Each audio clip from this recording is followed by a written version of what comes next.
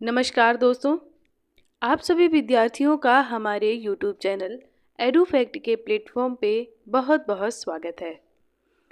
दोस्तों, आज की क्लास में हम कृष्ण काव्यधारा के प्रमुख कवियों के विषय में अध्ययन करने वाले हैं। भक्ति काल में शगुण काव्यधारा की जो दो शाखाएं होती हैं, राम काव्यधारा और कृष्ण काव्यधारा, उसमें से हमने राम काव्यधारा के संबंध में अध्ययन कर लिया था, जिसमें से हमने राम भक्ति शाखा से संबंधित प्रमुख कवि जैसे कि तुलसीदास जी, अग्रदास जी, नरहरिदास जी, प्राणचंद्र चौहान, ईश्वरदास आदि कवियों के विषय में अध्ययन कर लिया है। अगर आपने वो क्लासें नहीं देखी हैं तो आप प्लेलिस्ट पे जाइए, वहाँ आपको सभी कक्षाएं मिल जाएंगी। आपको डिस्क्रिप्शन में भी लिंक मिल जाएगा, आप वहाँ से भी उन कक्षाओं का अध्ययन कर सकते हैं। आज की क्लास में हम कृष्ण काव्यधारा से संबंधित प्रमुख कवियों के विषय में अध्ययन करेंगे, जानेंगे कि अष्टछाप क्या है, अष्टछाप के प्रमुख कवि कौन कौन से हैं, इनके विषय में भी देखेंगे।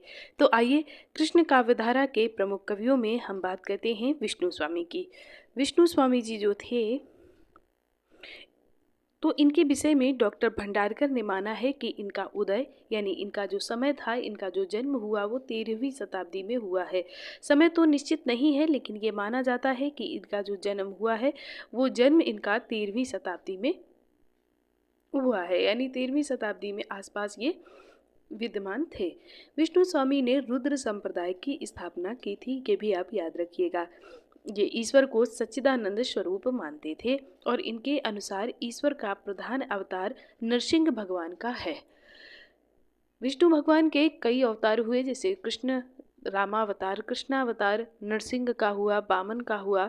तो ये मानते हैं कि विष्णु जी का जो प्रमुख अवतार है वो नरसिंह अवतार है, जो उन्होंने आधा नर और आधा सिंह के रूप में अवतार लिया था हिरण्यकश्यप का वध करने के लिए। तो उस अवतार को ये विष्णु जी का प्रमुख अवतार मानते हैं।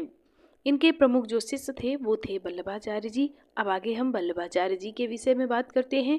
तो वल्लभाचार्य जी का जन्म हुआ था, तो वो हुआ था 1478 ईस्वी में चंपारण बिहार में। याद रखिएगा, जगह भी याद रखिएगा। इनकी मृत्यु 1530 में हुई थी। पत्नी का नाम इनकी मधुमंगल था। पुत्र इनके दो थे, गोपीनाथ और विट्ठलनाथ। इन्हीं विट्ठलनाथ जी ने अष्टछाप की स्थापना की थी। इनकी जो भक्ति थी वो पुष्टमार्गीय भक्ति थी। इनका संप्रदाय वल्लभ संप्रदाय था। इनका सिद्धांत शुद्धाद्वैतवाद के नाम से जाना जाता था। अब बात करते हैं कि जो वल्लभाचार्य जी थे वो सिकंदर लोदी और बाबर के समकालीन थे। यानी अगर माना जाए तो उस समय मुगल काल में जो समय चल रहा था वो किसका चल रहा था, तो सिकंदर लोदी और बाबर का चल रहा था। 1579 में वल्लभाचार्य के शिष्य पूर्णदास खत्री ने गोवर्धन पर्वत पर श्रीनाथ जी का मंदिर बनवाया था।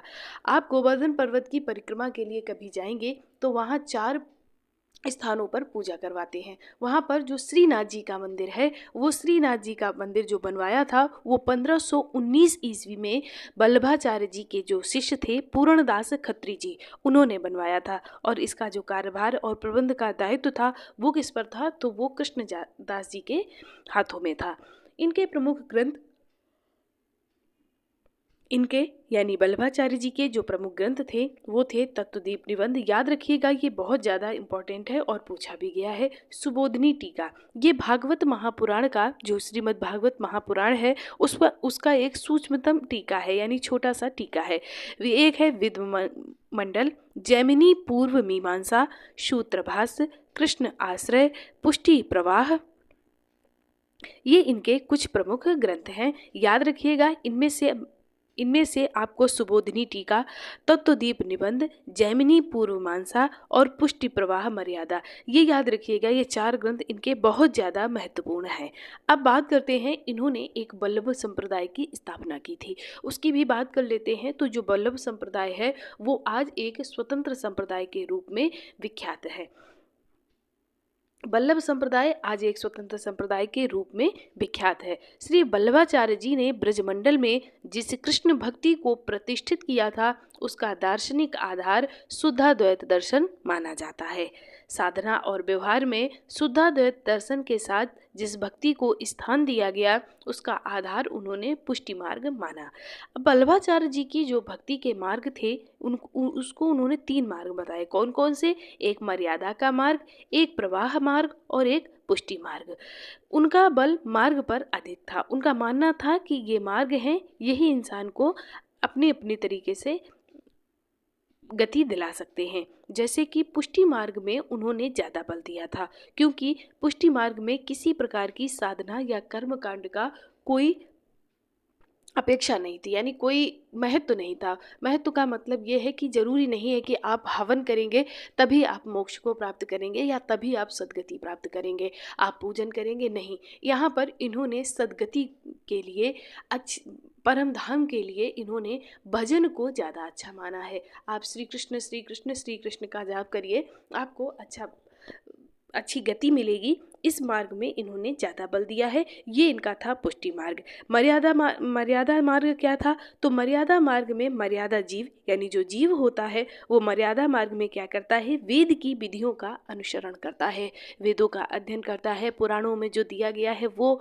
या यज्ञ कर्म कांड उनका अध्ययन करता है और स्वर्ग आदि लोगों को प्राप्त करता है। इसके बाद में इन्होंने प्रवाह जीव यानी प्रवाह मार्ग, जो हमने 3 मार्ग पढ़े, मर्यादा, प्रवाह और पुष्टि मार्ग, उसमें से पुष्टि मार्ग में सिर्फ कीर्तन पर महत्व दिया गया है।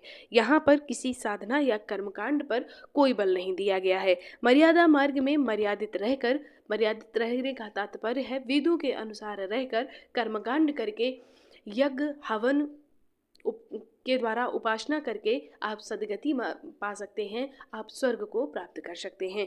और प्रवाह जीव क्या है? जो सांसारिक प्रवाह में पड़े सांसारिक सुखों की प्राप्ति में लगे रहते हैं, यानी जिनका धर्म कर्म में परमात्मा के चरणों में कोई मोह नहीं है, ऐसे लोग सांसारिक जीव होते हैं या प्रवाह जीव होते हैं। ऐसे इन्होंने 3 मार्ग बताए हैं। आगे बढ़ते हैं और बात करते हैं विट्ठलनाथ जी की। विट्ठलनाथ जी वल्लभाचार्य जी के पुत्र थे, हमने अभी पढ़ा भी है। वल्लभाचार्य जी के पुत्र थे, कौन थे? विट्ठलनाथ जी। विट्ठलनाथ जी के 252 शिष्य थे। आपने पढ़ा होगा भक्ति काल में कि 252 वैष्णवन की वार्ता, तो उसमें यही 252 वैष्णव हैं, यही 252 शिष्य हैं जिनकी वार्ता यानी जिनके विषय में हमने पढ़ा है। यानी उसमें जो 252 वैष्णव की वार्ता है उसमें इन्हीं 252 शिष्यों का वर्णन मिलता है। जबकि इनके पिता के 84 और 84 वैष्णव की वार्ता भी आपने पढ़ी होगी। तो 84 में वल्लभाचार्य जी के 84 शिष्य थे और 252 वैष्णव वार्ता में 252 विट्ठलनाथ जी के शिष्य थे। इनका जो प्रमुख ग्रंथ है वो बहुत ही ज़्यादा इम्पोर्टेंट है। कौन सा है? श्रृंगार रस मंडल। श्रृंगार रस मंडल इनका प्रमुख ग्रंथ है। आगे बढ़ते हैं। इन्होंने 1565 में यानी विट्ठलनाथ जी ने 1565 ईस्वी में अष्टछाप की स्थापना की थी। अष्टछाप का शाब्दिक अर्थ होता है 8 मुद्रा या 8 स्थिति के रूप में से जाना जाता है। अष्टछाप आचार्य एवं धर्म संगीतज्ञ की एक टोली थी जो श्रीनाथ जी अर्थात श्री कृष्ण जी की सखा भाव कीर्तन आदि भक्ति करते थे। यानी अष्टछाप कोई अलग नहीं है। अष्टछाप का मतलब है 8 कवि थे इसमें, जिसमें से 4 वल्लभाचार्य जी के शिष्य थे और 4 विट्ठलनाथ जी के शिष्य थे। ये 8 कवि भगवान श्री कृष्ण का कीर्तन करते रहते थे और कोई खास इसमें नहीं है। अष्टछाप कवि, लेकिन अष्टछाप के कवि कौन कौन से हैं इनके विषय में बहुत पूछा जाता है। तो अगर आप टीजीटी पीजीटी जैसी परीक्षाएं दे रहे हैं तो आपके लिए ये बहुत ज़्यादा इम्पोर्टेंट क्लास है। आप अच्छे से देखिए। क्लास पसंद आ रही है तो दोस्तों के साथ शेयर करें, वीडियो को लाइक करें और चैनल को सब्सक्राइब करें। अष्टछाप कवियों में सबसे श्रेष्ठ कुंभन दास जी थे तथा सबसे छोटे जो थे वो नंददास जी थे, याद रखिएगा। अष्टछाप कवियों में 4 वल्लभाचार्य जी के और 4 विट्ठलनाथ जी के शिष्य थे। अब वल्लभाचार्य जी के शिष्य कौन कौन से थे उनके विषय में देख लेते हैं। तो सबसे श्रेष्ठ कौन थे? कुंभन दास जी। इनका समय कब का था? तो 1478 से 1583 ईस्वी था। सूरदास जी थे जो 1478 से 1583 तक जिनका समय रहा है। इनके विषय में हम विस्तार पूर्वक अध्ययन करेंगे। अभी मैं यहाँ पर आपको सिर्फ समय बता दे रही हूँ। इसके बाद में परमानंद दास जी थे, जो जिनका समय था 1493। इनकी मृत्यु का समय निश्चित नहीं है, इसलिए यहाँ पर मैंने नहीं दिया है। कृष्णदास जी का समय था 1496 से 1578 ईस्वी में। अब बात करते हैं विठलनाथ जी के शिष्य की। विठलनाथ जी के जो शिष्य थे वो थे गोविंद स्वामी, छीत स्वामी। गोविंद स्वामी जी का समय था 1505 से 1585 ईस्वी। छीत स्वामी का समय था 1515 से 1585 ईस्वी। चतुर्भुज दास जी का समय था 1530 से 1585 ईस्वी। और नंददास जी का समय था 1533 से 1583 ईस्वी। अब बात करते हैं निम्बारकाचार्य जी की। निम्बारकाचार्य जी का जो समय था यानी जन्म हुआ था वो 1114 ईस्वी से में निम्बापुर गांव में हुआ था। इनकी मृत्यु 1162 ईस्वी में हुई थी। इनके जो गुरु थे वो माने जाते हैं नारद मुनि को ये अपना गुरु मानते थे। इनका जो संप्रदाय था वो निम्बार्क संप्रदाय या सनकादि संप्रदाय के अंतर्गत आता है, वो इनका संप्रदाय था, याद रखिएगा। भक्ति के निमित्त विष्णु के स्थान पर कृष्ण के सगुण रूप का सर्वप्रथम प्रतिपादन निम्बारकाचार्य जी ने ही किया था। निम्बारकाचार्य जी का मूल नाम नियमानंद था। निम्बार्क का अर्थ है नीम पर सूर्य के दर्शन कराने वाला। अब इसमें एक कहानी प्रचलित है, वो ये है कि उस समय की बात है, तब जब सूर्यास्त हो जाता था तो उसके बाद साधु संत जो होते थे, ऋषि मुनि जो होते थे, वो भोजन नहीं करते थे। सूर्य के रहते ही वो भोजन करते थे। एक बार की बात है कि सर्दियों का समय था, कोहरे का समय था। तो उस समय ऋषि मुनियों को, संतों को समय का भान नहीं रहा और उनको लगा कि अब सूर्यास्त हो गया है और भजन करते करते, और तो उनको लगा अब हम भोजन नहीं करेंगे। तो निम्बारकाचार्य जी को लगा, उस भजन करते करते क्या, निम्बारकाचार्य जी के साथ उनकी सभा लगी हुई थी कहीं पर संतों की, तो उसमें उनको थोड़ा विलम्ब हो गया और वो भोजन नहीं कर पाए। तो निम्बारकाचार्य जी को लगा कि हमारी वजह से ये भोजन नहीं कर पाएंगे। तो उन्होंने अपने तप के बल से, एक नीम का पेड़ था और उन्होंने उस नीम के पेड़ के ऊपर उन संतों को सूर्य के दर्शन करवा दिए। यानी उन्होंने कहा कि आप देखिए अभी सूर्य हैं, आप भोजन ग्रहण कर सकते हैं। उन्होंने अपने तपोबल से नीम के पेड़ के ऊपर भगवान सूर्य का दर्शन उनको करवा दिया और उन ऋषियों ने फिर भोजन ग्रहण कर लिया। इसी कथा के प्रचलन में ही इनका नाम नियमानंद से, जो इनका मूल नाम था नियमानंद, उस नियमानंद नाम से इनका निम्बारकाचार्य नाम इनका पड़ गया। क्योंकि निम्बार्क का अर्थ होता है नीम के पेड़ पर सूर्य के दर्शन कराने वाला। ये आप याद रखिएगा, ये आपको वन वर्ड में भी बहुत काम आएगा। तो निम्बार्क का क्या अर्थ होता है? नीम के पेड़ पर सूर्य के दर्शन कराने वाला। तो यहाँ पर जब ये इन्होंने कृत्य किया तो उसके बाद में ये निम्बारकाचार्य नाम से प्रसिद्ध हो गए। इनका एक नाम और था सुदर्शन, वो भी इसीलिए पड़ा क्योंकि इन्होंने शुभ दर्शन करवाए थे। इस संप्रदाय का दार्शनिक सिद्धांत भेदाभेद या द्वैत संप्रदाय है। ये भी आप याद रखिएगा, ये पूछा जा सकता है। इस संप्रदाय में राधा कृष्ण की युगलोपासना का विधान है, यानी यहाँ पर युगल किशोर की पूजा ज़्यादा की जाती है। युगल किशोर जी को आपने देखा होगा, जिसमें से आपने देखा होगा कि उनकी एक जैसी पोशाक होती है, यानी राधा कृष्ण की जो स्वरूप का दर्शन हमें कराया जाता है उसमें उनका एक जैसा पोशाक होती है, एक जैसा मुकुट होता है, वो युगल किशोर होते हैं। उसी उपासना का यहाँ पर, यानी युगलोपासना का यहाँ पर विधान है। स्वामी हरिदास का सखी संप्रदाय भी इसी शाखा से संबंधित है। अब निम्बारकाचार्य जी के कुछ प्रमुख ग्रंथ हैं, वो भी देख लेते हैं कौन कौन से हैं। एक है आपका वेदांत पारिजात सौरभ, दूसरा है दश श्लोकी मंत्र रहस्य षोडशी, तीसरा है प्रपन्न कल्प पल्लवी और चतुर्थ है श्री कृष्ण अष्टवराज। ठीक है, ये इनके 4 प्रमुख ग्रंथ हैं। अब बात कर लेते हैं नाभादास जी की।